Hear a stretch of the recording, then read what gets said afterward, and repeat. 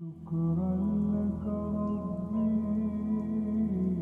حمدا لك ربي. മുണ്ടക്കൈ ചൂരൽമല ദുരന്തബാധിതർക്ക് വേണ്ടി ജമിയത്തുൽ ഉലമ സംസ്ഥാന പ്രസിഡന്റ് മൗലാന ഇബ്രാഹിം മുഹമ്മദ് അവറുകളുടെ നേതൃത്വത്തിൽ പൂർത്തീകരിക്കപ്പെട്ട വീടുകളാണ് ഈ കാണുന്നത്. شكرا لك ربي.